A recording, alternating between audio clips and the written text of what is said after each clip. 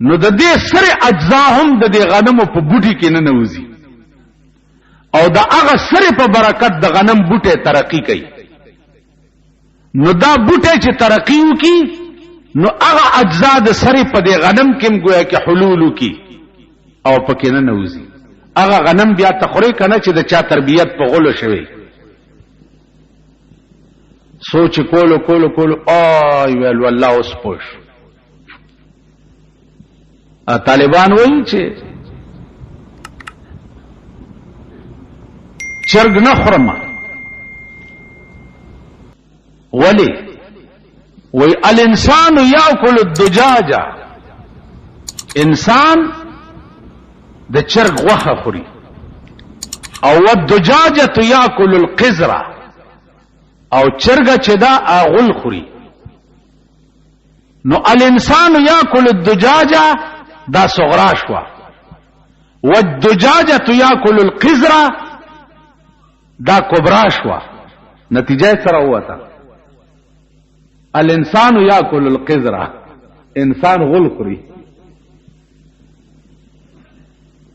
چرګا انسان چرګ خوري او چرګ غل خوري. نو نتیجه دا راوته چې انسان غل خوري. د دې چرګ زمونږ د دې بدن تربیت په خوراک کیږي کنه کیږي؟ خبره کوي. د دې بدن تربیت په څه کیږي؟ په خوراک کیږي. وګوره کم ماشوم لا چې خزه ته ورکی، خزه دونی مکالو کې دننه د دې خزه په تمام زامنو دا جنه حرام ده کنه ده؟ او کذالک وی د دې خزه ټولي لوري په دې حالت حرامي دي کنه دي؟ ولی زکه چې د دې خزه د دې یو ساس کی پایونه د دې ماشوم بدن تربیت کو، نو گویا د دې یو ساس کی پایو پایوس کې دا ماشوم د دې خزه د بدن جز شو. دا داسې شو لکه د دې لور یا د دې زوی. نو خپل لور او خپل زوی باندې خپل خور روانه ده، دغه چې پای ولا ورکی اومم پر روانه ده، ځکه چې په دې رضاعت سره دغه د بدن پرورش په دې اساس کې باندې وشو. نو دا د دې خزه د بدن جزء ګرځیدو.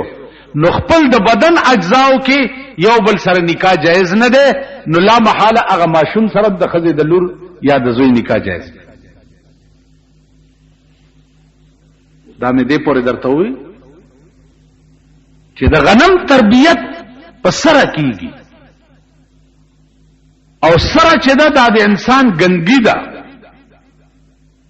اوس چې الته جنس بدل شو، هغه سره بوټه شو او بوټه غنم شو، نو غنم مال خوراک روا شو ځکه چې جنس بدل شو.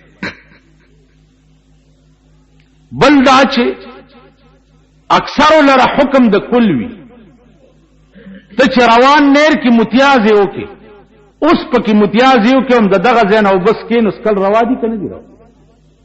خدای خبر کته کوی دی.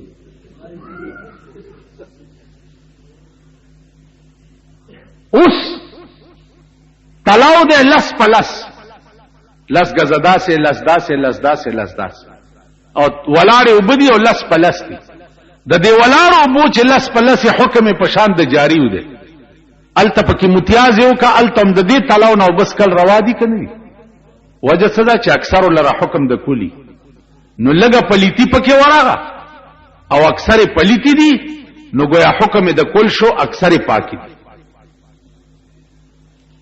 نو عرض میں داو چې په تبدیل د جسم سره تبدیل د حقیقت راځي.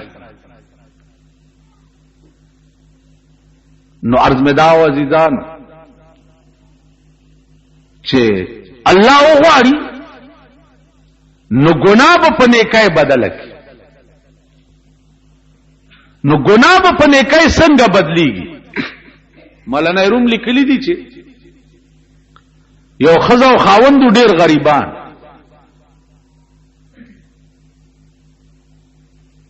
دا واورید چې زمونږ د ملک بادشاہ له چې څوک توفه او ډالۍ یوسي، نو بادشاہ ولا ډېر انعام ورکړي. نو د ښځې خاوند ته وایي چې سړیه تم څه تحفه د بادشاہ له یو څه چې څه انعام درکړي، ډېر غریبان دي. نو بادشاہ د ښځې ورته چې دا ووایي نو میړه ورته وایي چې ښځې زه خو د خدای سپېره یم نو ما سره څه تحفه ده چې بادشاہ له یو څه.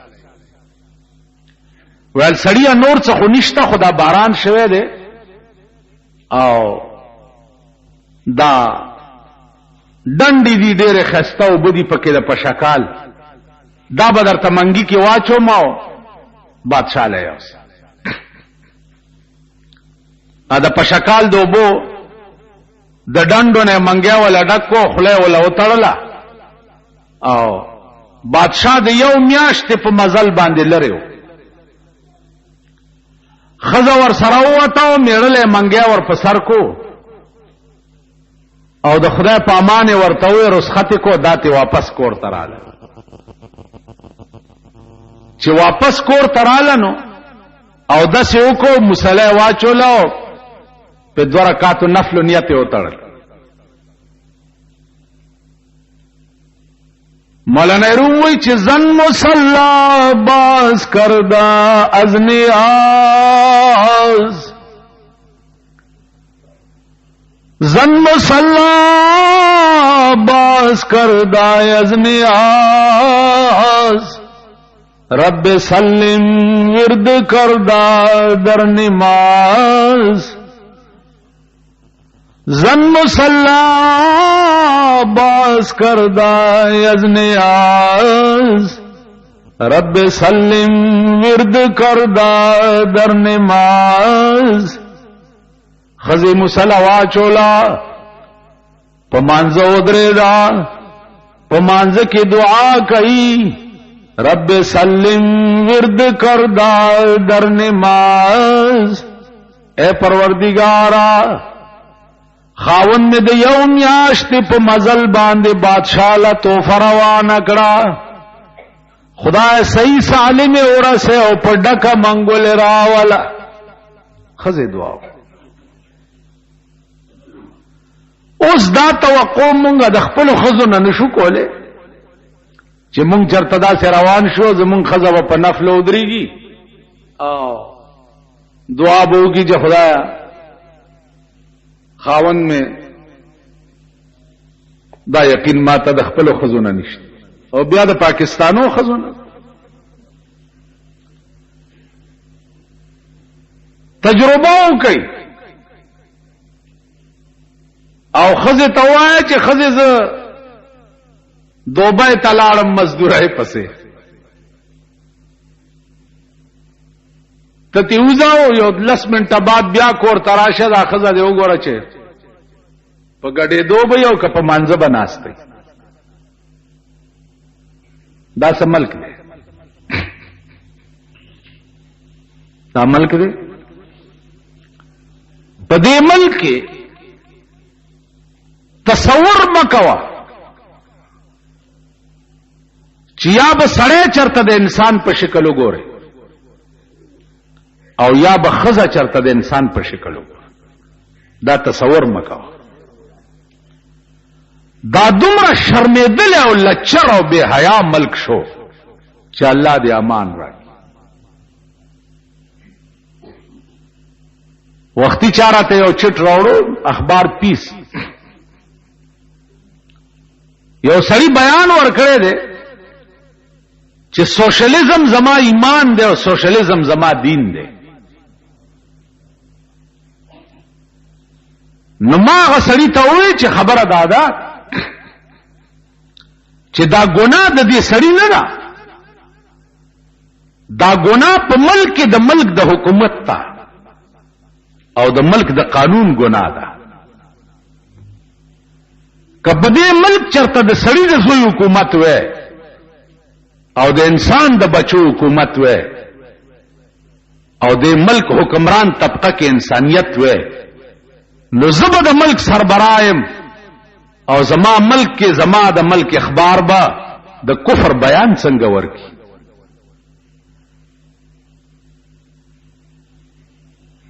سوشلیزم کہ ایمان شتنه نو سوشلیزم ستا ایمان څنګه دی؟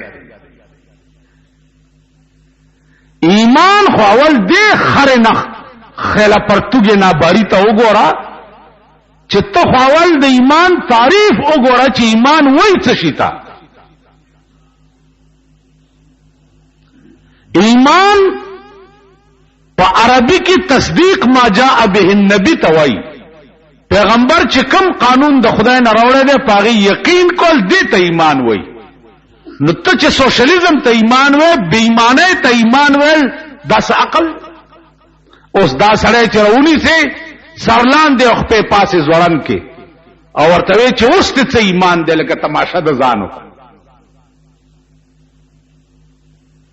ته وګوره چې د ده ایمان اوس څه کي، د ده دا ټیزونه بیا وګوره.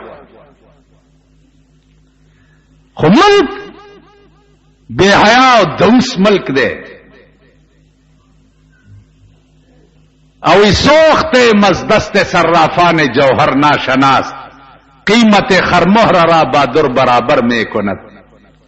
و اس و ظلم لاسونو دا جوہریانو چې د جوہری په دکان ناسته او نظر نشته روند دے نو د کنجی کی قدر د لالو گوهر سره برابر ہے. رحمان بابا وی چې په بازار د نابینا او جوهریانو خرمورا لالو گوهر درې واړه یو دي په سبب د ظالمانو حاکمانو اور او ګور او په خبر درې واړه یو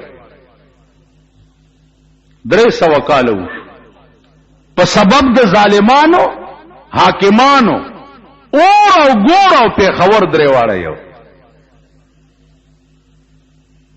دانن ستا په ملک سال دی. تاسو ورشي د جمعې د ورځې د هر یو د اخبار د منځ وګورئ چاته چې دوی مخزین دی که څه بلا ورته وایي د ملک د ښځو فوټوان پکې وګورئ تصویرونه پکې وګورئ هغه ګډېده او هغه ډانس پکې وګورئ. دا اخبارونه مونږ کور ته یوسو زمونږ لوڼه او زمونږ ښځې دا بیا ګوري هغه ښځې هغه جامې هغه شان و شوکت ګوري او زمونږ ښځې چې مونږ ته وګوري او دی ګیرو ته مو ګوري او دی شډل پډل ته وګوري او چې کورې وران شه چې وران دا څه په خره وړېدلې ما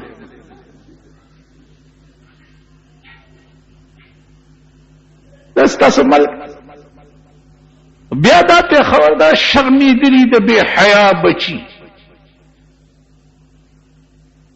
د هندوستان نه یو اداکار را روان دی څه نام یې ده څه نام یې ده دلیپ کمار وګوره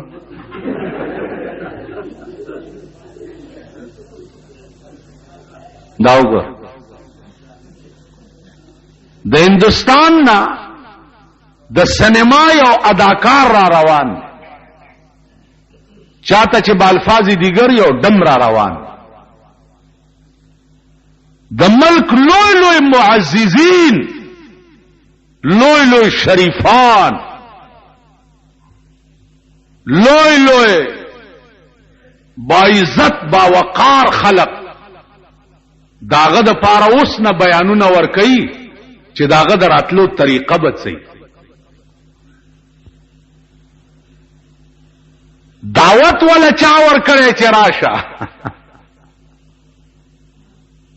دا بم چرته په اخبار کې نه اوریدلی چې د کعبه امام ته د پاکستان حکومت دعوت ورکړي چې راشه لیدلی ای چې راضي په خپل راضي د هندوستان یو اداکار تا ستا د پاکستان حکومت دعوت ورکړي چې راشه نو په د چې کومې پیسې به راټولئ وی هغه پیسې به مونږ په یتیمخانه کې لګو بیا نه تاسو به وګورئ په صوبه سرحد کې چې هغه کتوله به څومره ښځې ځي او د هغه کتوله به څومره سړي ځي وایه دا شرمېدلي دي که نه دي دی ته دا مه وایه خدای دې طوفان نوح په دې راولي چې تباه و برباد شي دې نه بعد دې خلقونه دا توقع کول چې دا بچرته د سړي زامن شي یا دا به انسانیت زده کی چې د کم قوم مزاج دای د کم قوم عقل دای فهم دای چې داغه ټول اجزا دم ته پلار هوارولو باندې صرف کیږي هغه څه قوم یا هم څه خلق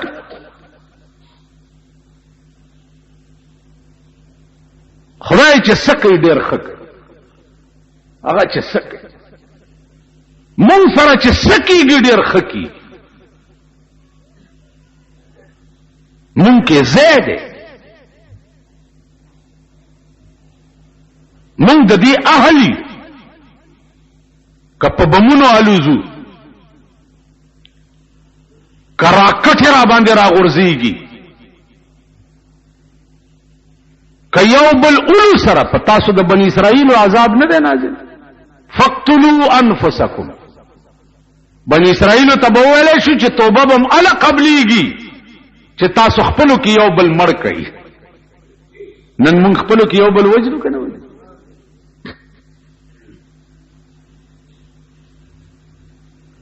ستا توبه نه قبل په توبه ته پوهیږي نه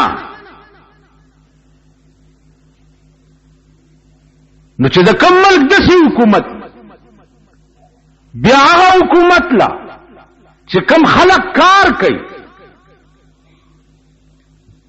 داغه حکومت وزیرانو لا په اخبار کې وګورئ زرګونه خلق ناشتي او داغه درفشانی او تاسو وايي په ایمان په دې تمام پاکستان کې د یو وزیر تقریر د دې قابل دی چې څوک واوري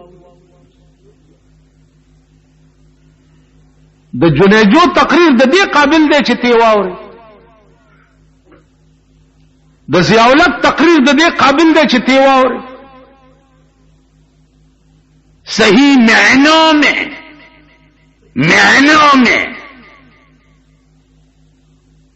د دې قوم دا ملا لو چې ورځ تیریږي وې زاغان کې ناست په سر د سروي تو تیان ته لاندې د ځان ورونه کوي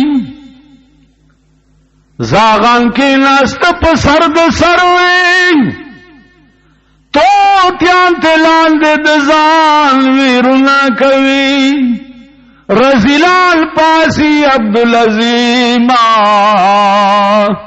په شریفانو اعتراض نه کوي زاغان کې ناست په سر د سروي تو تیان ته لاندې د ځان ورونه کوي رزیلال پاسی عبدالعظیم په شریفانو اعتراض نه کوي نن رزله د زمانه هغه خلق دی چې کوم رزله او د زمانه ته لارې اواري لارې ورته برابرې لوی رزیلان دغه خلق ستاد ملک دا کنجر او دم مزاج خلق وګورئ د چا وظیفه چې شپه او ورځ ټلویزیون کتل دي د چا وظیفه چې شپه او ورځ سینماګانې کتل دي د چا وظیفه چې شپه او ورځ وی سی آرونه کتل دي دا دم مزاج خلق به تاسو وګورئ چې د دې حشر بچي د دې انجام بچي قیامت کې به یو ډله داسې وي چې د قبر نه راپاسي نو د خپې به نه او لاسونه به هم نه او پسترګو به مړون دي په غوګونو به هم کون وي یو ګلوله غوندې به داسې رغړي او شام ته به رواني الله ته د حساب دپاره یا ربا دا کم خلق دی و بدا هغه خلق دی چې په دې خپو به کنجرتوب او ډمتوب پسې ګرځېده په دې سترګو به ډمتوب کتلو په دې غوګونو به ډمتوب اورېدو دا خلق حدیث کې راځي لا يجتمع امتي على الضلاله فإن اجتمعت امتي على الضلاله فانا بريء منهم وهم بريئون مني. زما امت ته په هغه ځای کې نه جمع کیږي چې کوم ځای گمراهي کیږي. که زما امت را جمع شو په هغه ځای کې چې کوم ځای گمراهي کیږي، سردار کونین فرمایي زه د دوی نه بیزار یم او دوی زما نه بیزار.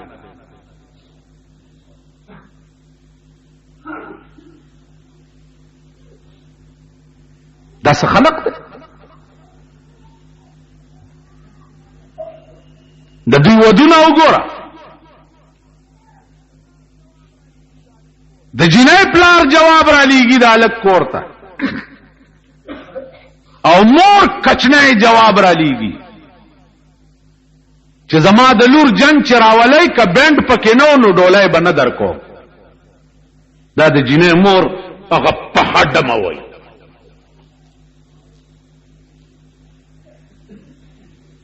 اندازه وکړه چې د جنۍ مور تقاضا کوي چې راځي په ډمتوب به راځي، نو د هلک مور خو غریبه ګرمه نه ده. بیا پکې دا د شاخه تاخه زامن چې دي دا تماچکوره پیدا کړي او ټوپکې اوس کلاشن کوپو زمانه ده. په پردي واده کې کور دی وران شچ وران دي. تاسو خدای هلاک کا د سړیتوب په ځای کې خو بهانه ورنکي. د مور واده دی که د خور واده دی چې کلاشن کوپې دی پکې وچلولې. نو دا خدای تبا کړی قوم دی. انشاءاللہ حشر به ګوره، انجام به ګوره چې د دوی حشر بدای چې دی به په قیامت کې د سپو په صف کې ولاړي، د کنجرانو د ډمانو د رزیلانو په صف کې به ولاړي. د دې خلقو انجام به ګوره. تاسو وګورئ دوی ته مرګ الله د سړیتوب نه نصیب کوي. سړیتوب په ځای کې دوی نه مړ کی چې ګورئ د سپي په شان مردار پروتي. مرګ ورته الله د سپو نصیب کوي. دا غي وجه دا ده چې د دوی اراده او ټول عزایم چې دی هغه مفسد دي، پلیت او مردار. زما عزیزانو تمام کوي د دې خبره. دا خمرګ او توفیق د توبه الله هغه قوم ته نصیب کوي چې دا غي اراده پاکي وي، اراده خیر. د چا اراده پلیتی او مرداری وي هغه ته خدای توفیق نه ورکړي.